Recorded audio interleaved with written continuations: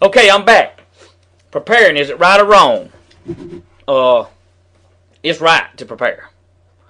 I got news for you. It's right to prepare. You know, I want you to think about this. If you live in a city and you in major city, okay, and you open up your refrigerator and you got you a quart of milk or whatever, you know, a few this and a few that, and a little bit of this and a little bit of that, and you go over to your pantry and you open the door right there and you look and you say, well, and I'm gonna move this thing just for an example. Y'all bear with me, please, and I hope the voice thing and all stays right on it. But you see what I'm saying? You see what I'm saying? And you know, I mean, my God, man, you may not have filet mignon in the pantry, okay? But what I'm trying to tell you, and y'all bear with me on this rock, and I was trying to draw an example and show you something, but you know, your kids ain't gonna starve to death, and you ain't neither, okay? I mean, you know, a lot of people want to celebrate New Year's Eve tonight and go out and get them some wine and beer and liquor and celebrate the new year, and that's your business. If you want to drink, that's your business. I'm not judging you on it one bit. All I'm simply saying is this. Before you go out and buy your beer and your liquor and all that and your food, your wine, won't you make sure you got some food just in case something were to happen tonight and you weren't able to get to the grocery store for 2 weeks or 2 months. I mean, what is wrong with stocking up? I mean, our forefathers did it and they fared. But the mentality has been changed today that, well, hey, the girl I work with, or used to work with, because I got laid off because the friggin' New World Order stole everything, but let me get back. Well, my girlfriend, you know, she just, we talked about in secretarial position, I'm going to go get me some beef tips tonight from the IGA, or Rosaires, or from Albertsons, and well, I'm gonna go get some short ribs, and you know, it'll be a hell of a note. When they get there, ain't nothing on the shelves and ain't no meat left, because guess what? While they were talking about what they were getting, all hell broke loose, and check this out. The people just went in a panic and went to the store and it left the shelves. And that can happen in a New York minute in the big city. So what I'm telling you is consider what I'm saying. Consider it. Consider getting you a deep freezer and getting it full of food now.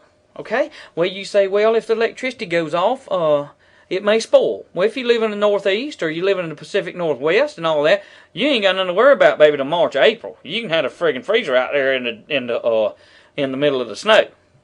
Now, if you live in the South, you're going to have warming days and you're going to have to deal with it with a generator.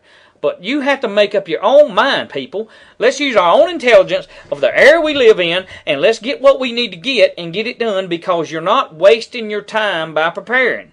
And you say, well, you've made several preparation videos. I understand that. I've got to get a release that I can move on to other stuff before I can quit talking about preparing, y'all. I've got to know that I did my job as far as what God told me to do as an end-time watchman on the wall, to sound the trumpet to say prepare. You got me? And so I want you to understand that. I'm not sitting here doing this because I ain't got other stuff to do. I mean, I got a lot of stuff I need to be doing right now, but at the same time, I want to try to put others in front of me and in front of my agenda. Okay? So, having said that, listen to what this old boy is telling you. It is not wrong to be prepared, because those that are telling you not to prepare are the same ones that were the lying prophets in the Old Testament, and they were saying peace and safety, peace and safety. And then there was a few old, scraggly-looking, ugly men that were prophets that said, I've come by to give you a warning that sudden destruction is going to come. You understand me? Sudden destruction is going to come, you see. And we need to be prepared for that destruction that is on the way. It's already been pre-planned, pre-positioned, and predetermined. And it's going to come. Whether you believe me or not, it's coming. And I don't want to hear from a Patriot friend or whatever, from a ham radio, a crank-up radio, well, we found such and such and starved to death, or we found this starved to death, or we found so-and-so froze to death, you know, and or we found so-and-so shot to death, and the list goes on and on and on. The key is to be self-sufficient in your thinking, in your food, in your self-defense. You do not want to rely on any kind of government official or government entity or a food stamp. You want to be self-sufficient for what is coming, my friend. I'm trying to tell you to please, for the love of Jesus, listen to me this time. Whether you're a Bible believer or not, prepare. Let me give you an example. Since 2001, I've been trying to tell some people, and one of them is is a pastor that I know. I'm going to put it to you like that, and I'm kin to him. Prepare, prepare, prepare, prepare. It's coming, it's coming, it's coming. Tell them about chemtrails 2001. You know, on and on and on. FEMA camps, New World Order, conspiracy theories. They just dismiss me. But come to find out the other day, I got a phone call, and this very preacher had lost my number, and he's kin to me, and they'll let you know that I got news for you. I don't care if it's kin folks or not. I'm going to protect my family, and I'm going to go by what I believe. And if it separates 14 out of the 25 of the family, I can't help it, because Jesus said he didn't come to bring peace, but he come to bring a sword, buddy. And I got news for you. He said even a man's enemies could be those of their own household, buddy. So I don't care who it is. You understand? You understand me? But in any event, let me get back to the point, y'all. Y'all bear with me, please. But anyway, I got a phone call, and this certain person had told me that my preacher kin folk had lost my number. But he'd been meaning to call me, but he lost my number. Well, that's fine and dandy, but this person also said that this preacher, they are stocking up on food because they believe they're going to have to feed folks in the near future. The same person dismissed all my stuff that I was saying in '01 is now doing it. Am I looking for an apology? No. But I'm telling you this. I don't believe that you got the 6 or 7 years that he had to wake up and prepare now. I think that window of opportunity used to be out here, my friend, but I think you listen to me, I think the window is drawing to a close. Okay? So having said that, preparing is not wrong. But let's just say that nothing hits in February and March. Let's just say that so many of us have found out what their plan is of around February or March of '09. Let's just say they hold it off, because you got to remember that they control it. They control their part of the agenda. See, they just been banking on you and banking on me, not preparing. See?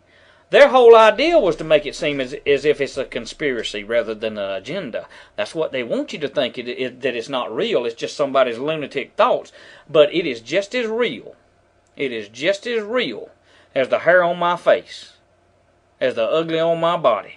It is just as real, and you had better wake up and get your head out of the sand, and you better understand that this just might be the last warning you ever get to prepare and get your food, to get your water, to get your guns, to get your alternative energy, to put you up some fuel, you understand me, for storage, to get all these things necessary according to the dynamics that you're under and where you live at, to get prepared now. This could be your last warning.